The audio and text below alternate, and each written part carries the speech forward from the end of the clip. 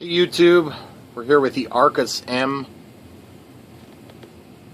not ready to fly sailplane, made by ST Model, also known as Sheng Teng. Sheng Teng, I think I'm saying that right.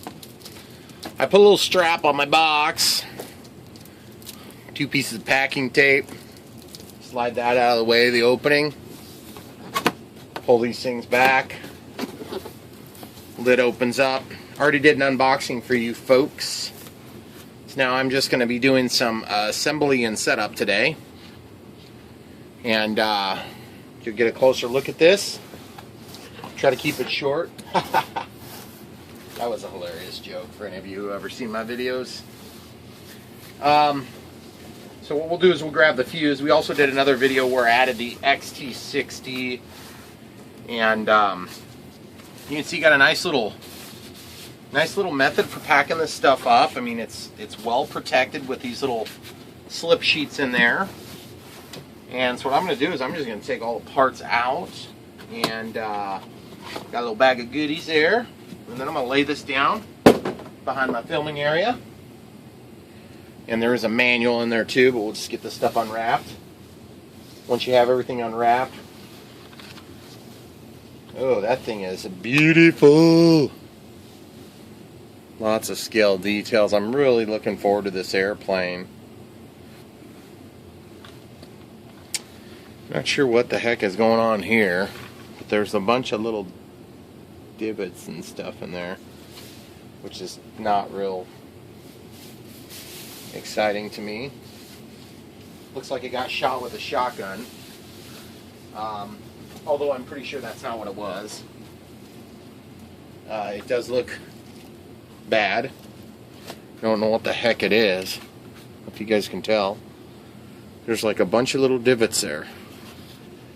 And I suppose it's possible that it's part of the manufacturing process. There's a bunch of crap in there. You can see where the ESC is, and there's a servo that will bring the retractable motor system out, also known as an RMS. Got a bag, a couple of bolts, looks like 2 machine screws rather, Y cable, and a piece of double-sided Velcro, double-sided tape on Velcro. We've got the spar adapter, and we got both wings here. There should be one more wing in, there it is. So for now, we'll go ahead and just unwrap these. Ooh, beautiful air brake.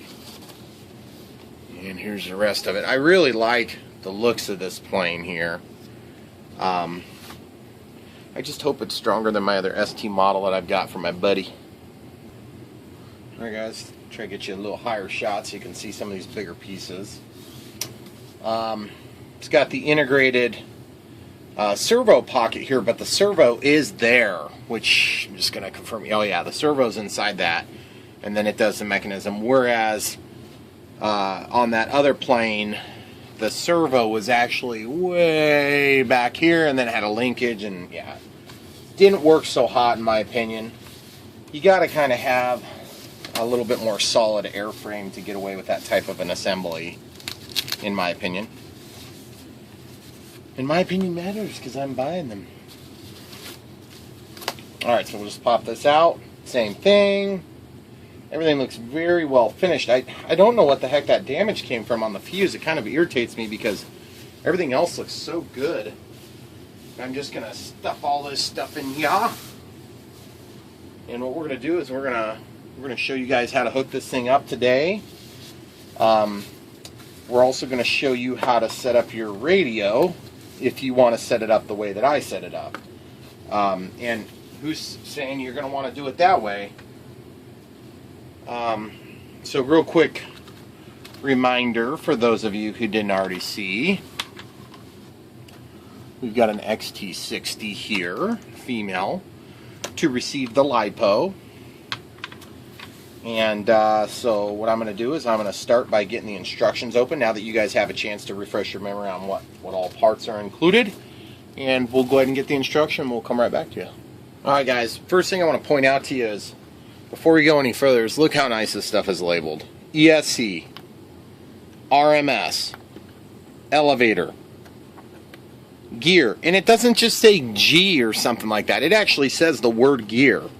It says rudder. That's super nice for somebody that's new at this sort of stuff. And I guess I don't technically consider myself new at this anymore, but I mean, I've only been doing it for like 3 years.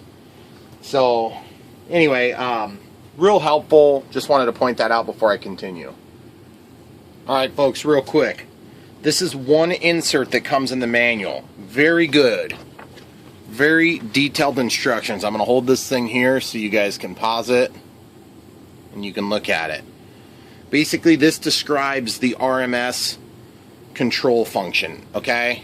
There's tape underneath, over the top of these two adjustable trim pots, which are going to give you the low endpoint adjustment and then the high endpoint adjustment, which basically what's going to happen, there's two modes of action. There's an auto action where the throttle stick, mode 2, goes up. It's eventually just going to pop up and turn the motor on.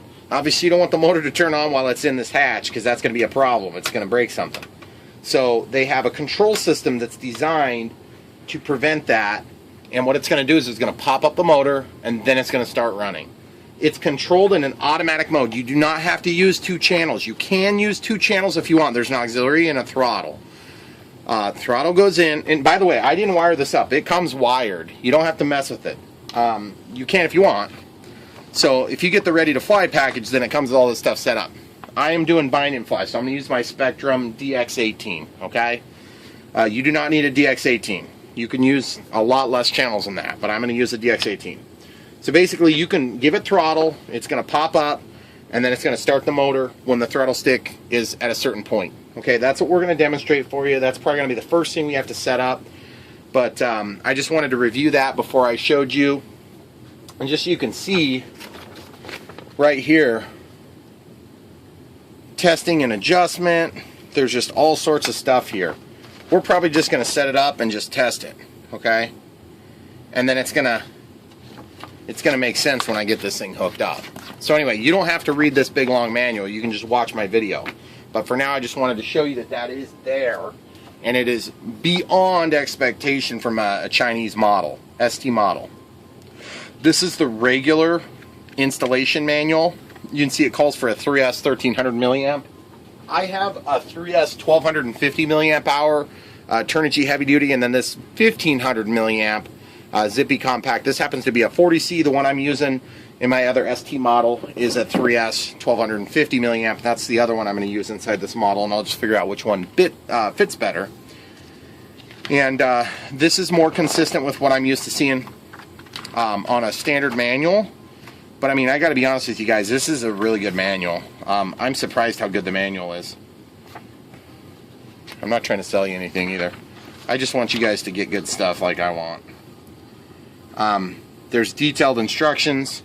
That's something I'm not used to seeing. It looks like they're giving more instructions than you would need for this. Almost as though this was like a kit plane at one point. So what we're going to do is we're just going to go through the process of getting a receiver installed. We'll show you how we're going to set it up.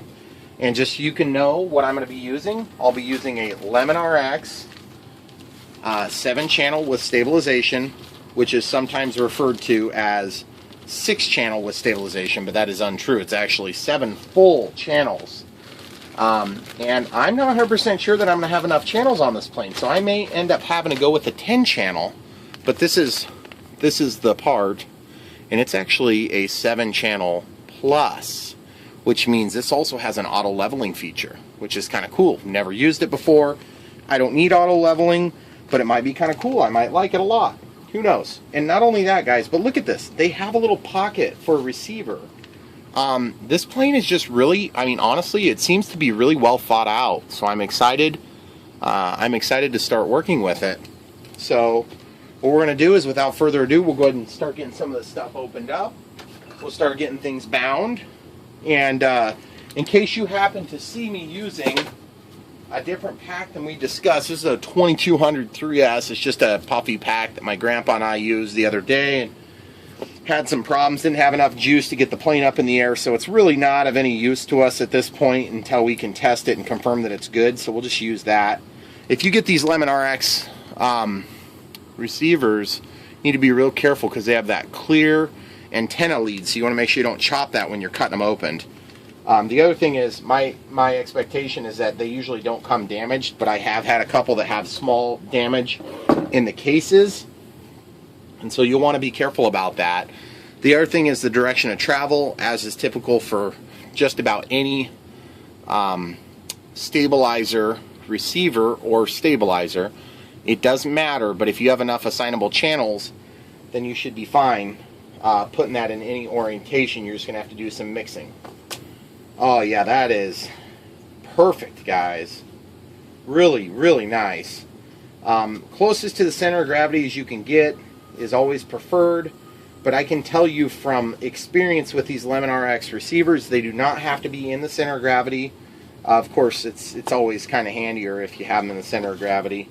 But don't worry about it. It's not that big a deal. You can do it with or without. So what I'm going to do is I'll go ahead and get this stuck onto the bind plug, which the bind plug is down at the bottom. It says A2/B, meaning auxiliary 2 and bind.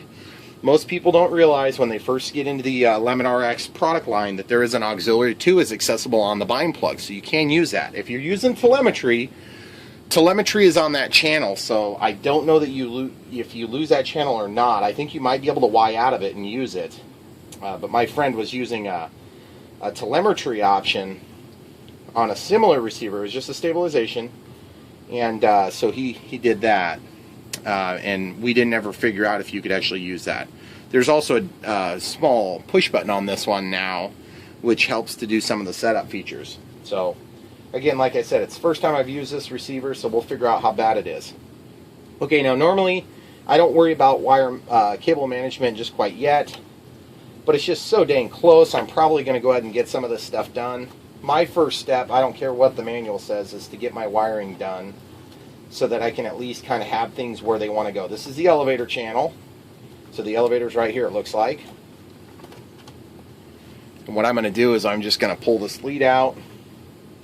And it looks like if this is anything like any of the other Lemon RX, the ground is on the bottom, but I'm just going to check with the first one.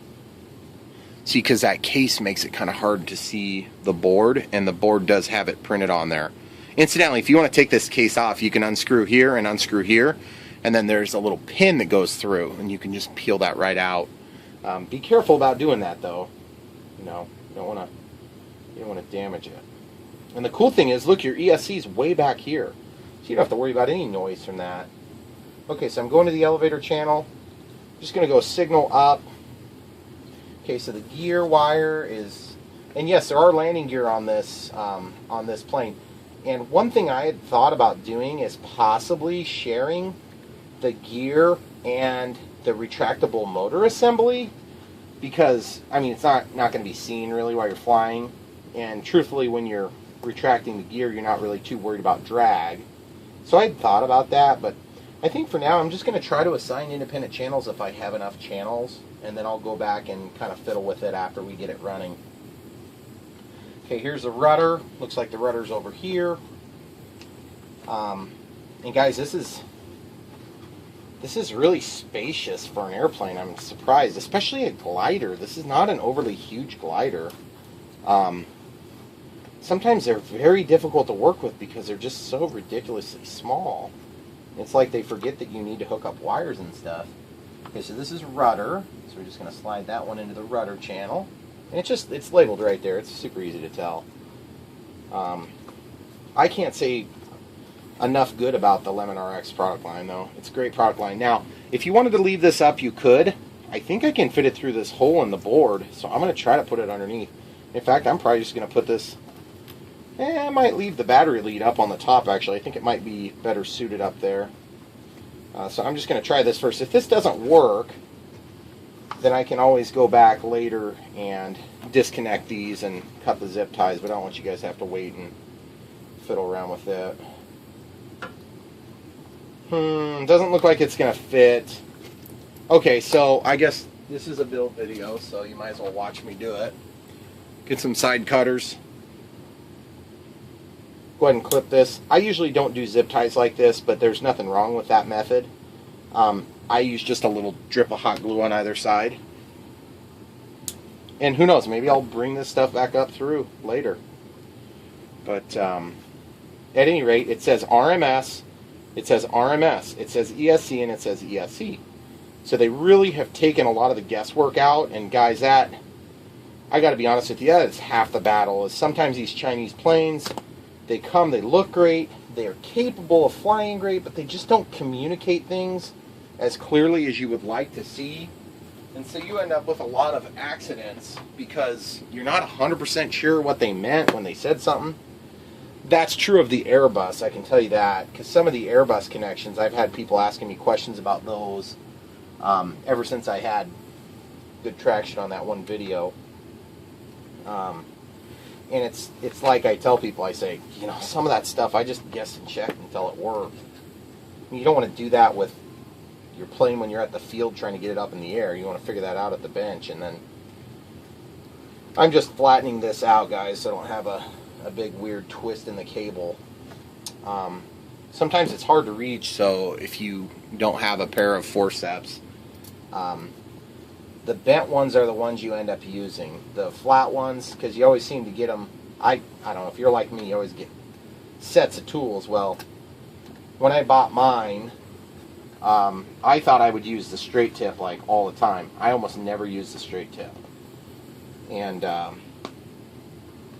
I use the bent tip virtually 100% of the time, I would say, because you can never seem to get the straight tip into whatever cavity you're trying to reach into. So these are the way to go. Not like this. So when you're buying them, they're like, I think they're like $6.50 at over at Menards. So super cheap. If you have Menards in your area, that is.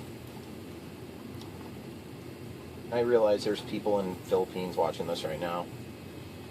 And if you're in the Philippines, thanks for watching. Alright, so just pulling this through. Get that through. Guys, all I'm doing is just basically feeding wires through. This is not a hard process. I'm sort of reluctant to even put it in the video, but some people need the step-by-step, so if it's too boring for you, just fast forward a little bit and get to where you need help. The people that need help, they can watch this, they can learn a little bit, or you can watch it in super fast forward, which is what I do when I see a boring video, but I still want to learn about it. Okay, so RMS is in my hand now. Make sure your signals line up, which would be the orange, or your grounds, which would be brown. Just make sure they're lined up on either side of that connector. Okay, and then the ESC one is Futaba color code, so it's red, black, and white. And the white is going to go with the orange, and the black is going to go with the brown, and the red is going to go with red. And the way you can remember that, that's super easy, is the light color is going to go with the light color, and the dark colors are going to go with the dark colors. So that makes it simple. And then the red is always red. Now, red is not positive. Red is signal. Excuse me. It is positive.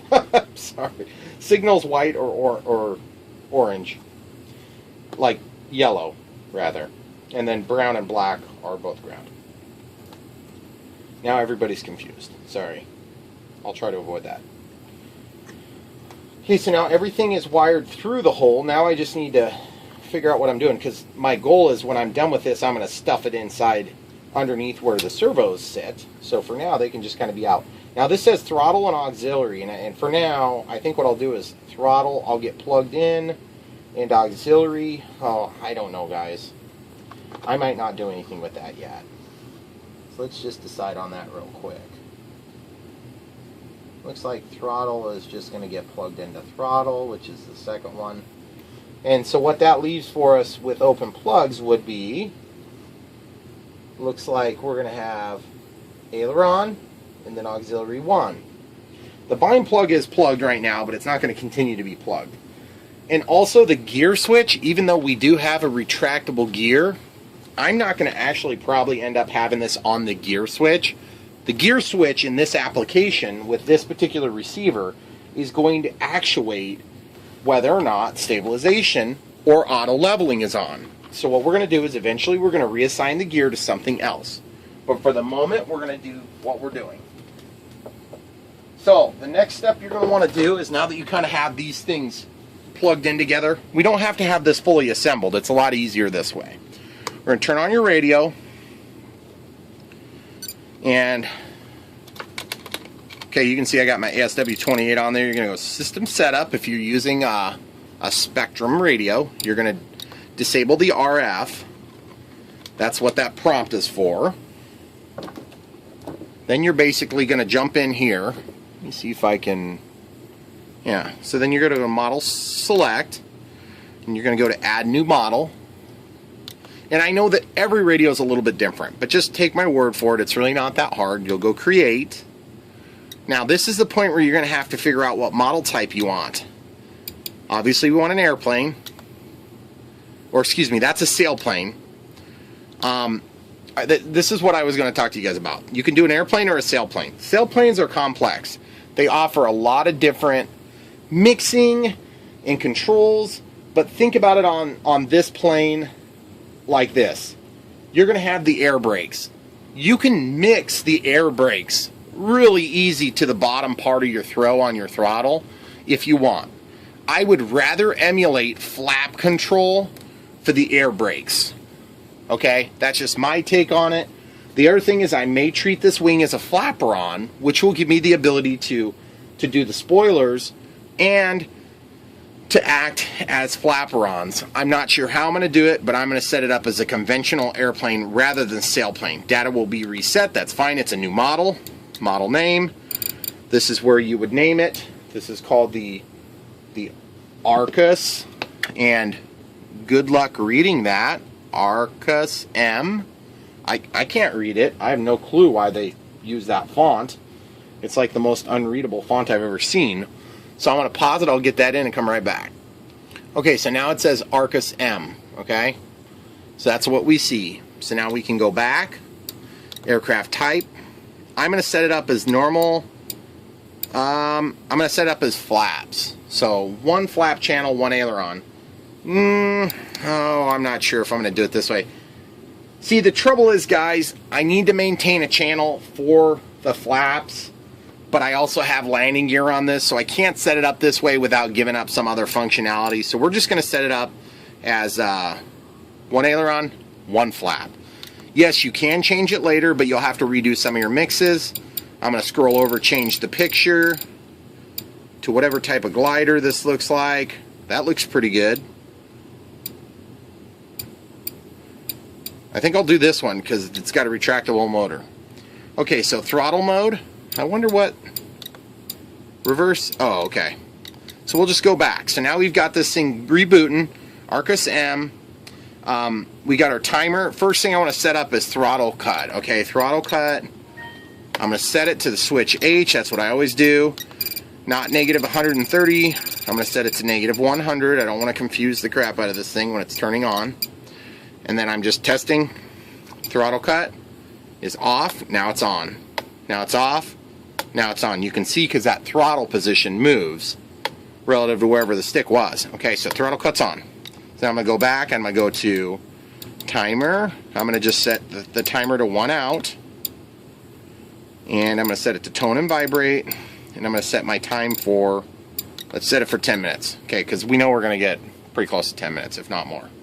Okay, cool. So now what we can do is we can bind this to our receiver, and it looks like this is going to be fairly easy. I'm just trying to make sure I don't have any issues with my retractable motor system, and so I might take a second and clear the rest of the stuff off of here for now.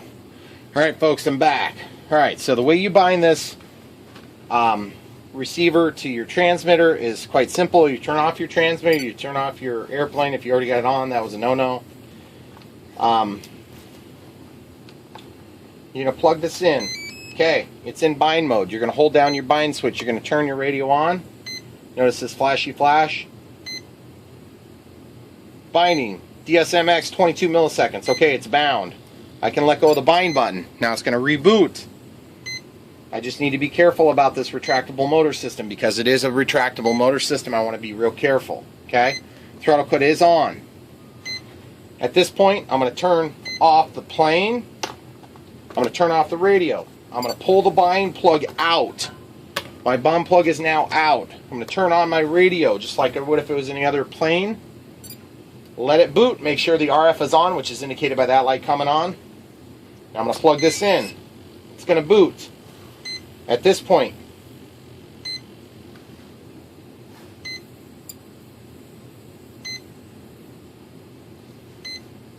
throttle cuts off.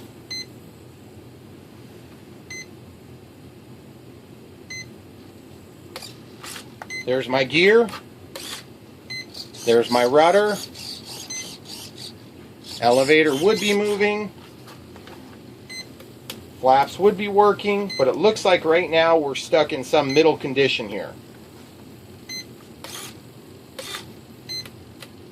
Okay, so I'm just turning the knobs to figure out. Alright, so now I need to figure out how to handle the throttle. Throttle cut is off. All the way up. All the way down. Okay, now time for the manual.